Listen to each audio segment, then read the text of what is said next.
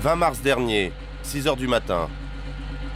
Par moins 10 degrés, l'équipage du Terra Nova s'apprête à renouer avec les émotions du grand large. La saison de la chasse aux phoques vient d'ouvrir, c'est la première sortie en mer. D'habitude hostiles aux caméras, les chasseurs ont exceptionnellement accepté de nous embarquer avec eux. À bord, Bruno Lapierre, la quarantaine. Il n'a jamais raté ce rendez-vous. Quand il était adolescent, il partait avec son père. Aujourd'hui, il chasse avec ses amis, toujours les mêmes. On va vers l'est des îles. On appelle la pointe de l'Est, c'est à l'extrême est des îles de la Madeleine. La glace qui vient du nord, qui vient de l'ouest, se rencontre dans ce secteur-là.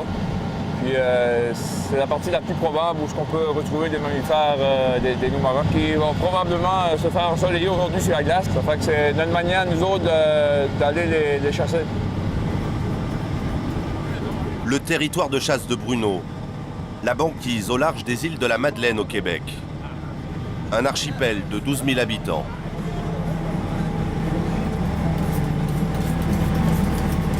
Dernier préparatif pour Bruno et ses 4 compagnons de chasse.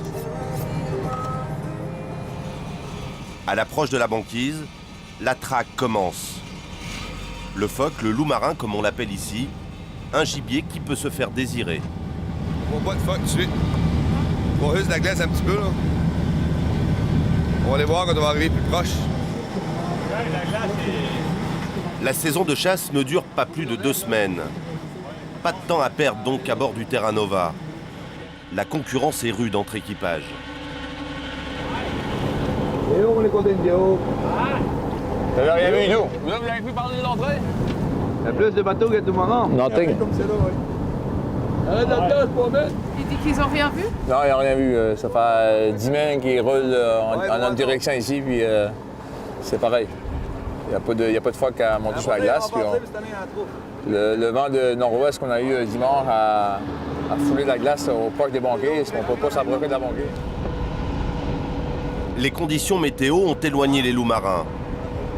Après plusieurs heures, le capitaine aperçoit une proie.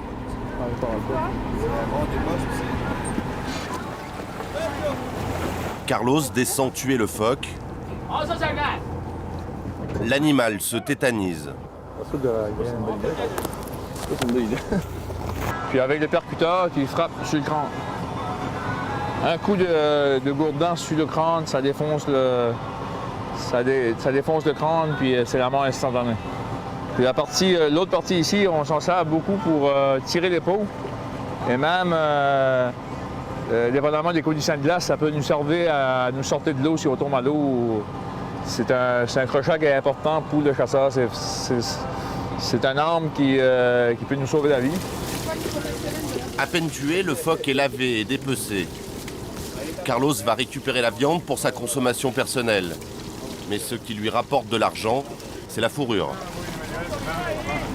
Le marin, il faut le brosser comme il faut pour enlever le centre de la peau. Comme ça, on va avoir un meilleur prix. Comme celui-ci, ça doit avoir de 40 à 50 $. On ne vit pas juste de ça. La sauce a un très bon revenu pour nous autres. Comme on peut faire 400 000 $ dans une semaine, si la chasse a été bonne. L'ouverture de la saison de la chasse sonne aussi la reprise des hostilités avec les défenseurs des animaux. Chaque printemps, une guerre du phoque se joue au large de la Madeleine. La croisade contre les chasseurs a commencé il y a 40 ans avec Brigitte Bardot, devenue l'icône de la cause animale. Nous avons eu des appels du monde entier pour venir vous voir et essayer de trouver une solution à ce massacre qui écœure le monde. Et si je viens vous voir aujourd'hui, c'est amicalement pour vous prévenir qu'il va se passer quelque chose de grave pour le Canada si le massacre ne cesse pas. Ces menaces à peine voilées ont fini par payer. Brigitte Bardot est parvenue à sauver la peau de son emblème.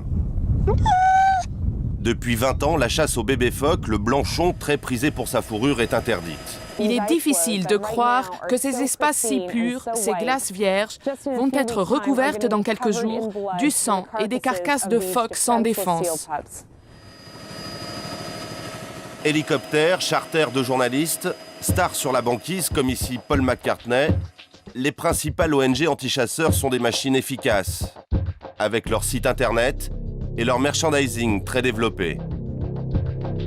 Face à ces rois de la com, pour les chasseurs de phoques, la guerre des images semble perdue d'avance.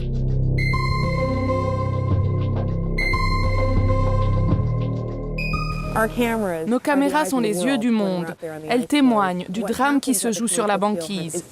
Cette chasse est si cruelle qu'il est impossible pour une personne normale de l'accepter. Pris sous le feu des ONG depuis 40 ans, comment l'équipage du Terra Nova justifie-t-il cette chasse? Bruno Lapierre et ses hommes ne se considèrent en rien comme des braconniers de la banquise. Leur chasse est légale et même très encadrée. Au retour au port, ils doivent rendre des comptes. Pêche Océan Canada, si vous téléphonez pour le phoque, après la tonalité, veuillez indiquer les informations suivantes, la date, votre nom, nom et numéro de bateau, nombre de phoques capturés pour ce jour et le total à date. Et mieux vaut respecter les règles. Sur les quais, des agents sont là pour contrôler les bateaux. Ce sont les fonctionnaires du ministère Pêche et Océan, l'administration qui encadre la chasse aux phoques au Canada. C'est sous leurs yeux que l'équipage du Terra Nova remonte son butin. En 2 jours, une 50aine de phoques ont été abattus. Les règles imposées il y a 30 ans par le Canada font qu'aujourd'hui les phoques n'ont jamais été aussi nombreux. Ils seraient 6 millions, 3 fois plus que dans les années 70. Du coup, sur les îles de la Madeleine, les chasseurs comme Donald ne comprennent pas l'acharnement dont ils s'estiment victimes. Donald Leblanc est né à Cap-aux-Meules il y a 45 ans. Il a connu l'époque Bardot, les années de chasse sauvage, quand les bébés phoques se faisaient massacrer sans aucun contrôle. Mais aujourd'hui, pour lui, tout a changé. On a compris le message, là. On a très bien compris. Puis c'est ce que c'est que je m'efforce de faire et de faire comprendre à tous les chasseurs qui ont moyen de tuer ou abattre, peu importe, un phoque, sans le faire souffrir. D'après moi et d'après plusieurs, l'ensemble des chasseurs, c'est la chasse la plus réglementée au monde. Il faut que ce soit comme ça. C'est pas plus cruel de tuer un phoque que de tuer un jeune mouton ou un porc solaire ou peu importe. La seule différence qu'il peut y avoir, c'est que nous, on le fait aux yeux, au vu et au su de tout le monde, à ciel ouvert. Tandis que, autrement, pour les animaux domestiques, ça se fait dans un abattoir où est-ce que aucune caméra ne peut avoir accès. Le port de Cap-aux-Meules, la capitale des îles de la Madeleine. La saison du phoque est courte, mais pour Donald, comme pour les autres habitants des îles, elle est essentielle. En 2 semaines, les Madelinots s'assurent 1/4 de leur revenu annuel.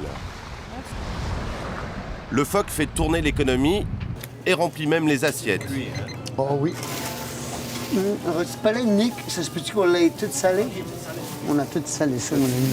C'est une tradition unique au Canada. C'est très différent. Pendant la saison de chasse, le loup marin prend place sur l'étal de Régent Vigneault. Le boucher de Cap-aux-Meules accommode le phoque à toutes les sauces. Là, c'est du jeune loup marin. Ça va se manger en brochette, en bourguignon, en fondu, en tourne d'eau ou en entité comme ça, avec une bonne sauce. La chasse au loup marin, c'est la première rentrée d'argent de l'année. C'est là qu'on commence à gagner de l'argent de nos propres mains et non pas de notre assurance chômage. C'est là qu'on se sent utile pour la communauté. C'est là qu'on se sent utile pour... On a le sentiment du bien-être.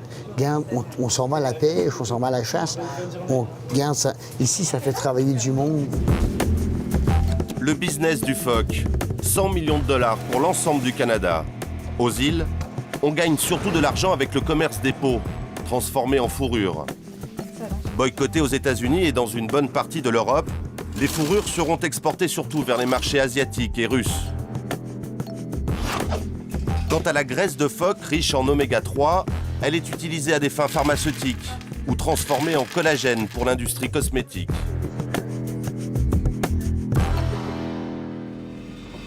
Pour répondre aux besoins de toute cette industrie, cette année, les chasseurs ont obtenu un quota exceptionnel. 275 000 phoques pourront être abattus au Canada en 2 mois. 15 000 pour les seules îles de la Madeleine.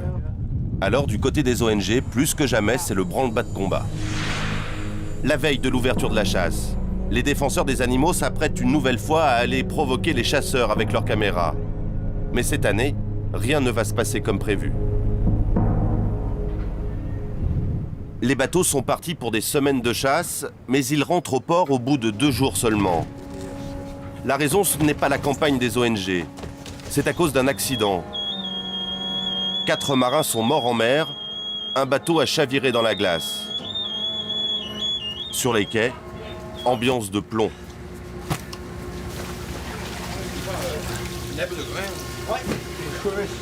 De voir une tragédie comme ça arriver, on n'avait plus le cœur à la chasse. On avait juste envie de venir retrouver les familles des victimes. Puis c'est à cause de ça qu'on est revenu. Il n'y a plus personne qui avait le moral à chasser. La tristesse et en sourdine, la colère des marins. Une colère dirigée contre celui que l'on appelle l'éco-pirate. L'Australien Paul Watson de l'association Sea Shepherd. Il écume les mers pour lutter contre les baleiniers ou ici dans l'Atlantique Nord contre les chasseurs de phoques. Juste après le naufrage, il s'est publiquement réjoui de la mort des 4 marins. Aux îles, c'est la provoque de trop. Quand on entend des gens dire « Je suis content, il y a la seule moquette qui a disparu, il aurait fallu toute la flotte aurait disparu pour que les phoques, les pauvres bébés phoques peuvent vivre. Oui. On est allé jusqu'à là, là. Mais regardez les abolitionnistes, là, trop c'est trop, là. Faut vivre, on est sur une terre pour vivre, c'est des humains qui gèrent la terre, puis je pense qu'on le gère du mieux qu'on peut.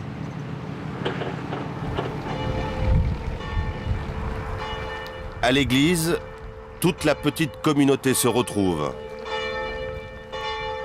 Le naufrage restera gravé comme l'une des pires tragédies de l'île. La plus jeune des 4 victimes, Marc-André Deraspe, avait 20 ans. Il jouait dans l'équipe locale de hockey. Dans l'assemblée, la fille de Gilles, l'un des autres disparus, prend la parole.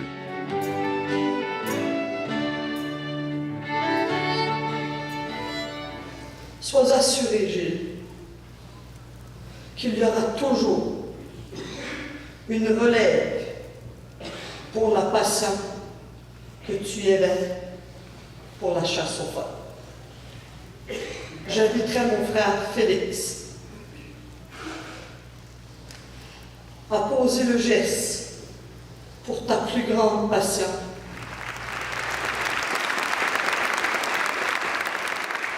Un geste qui vaut tous les discours.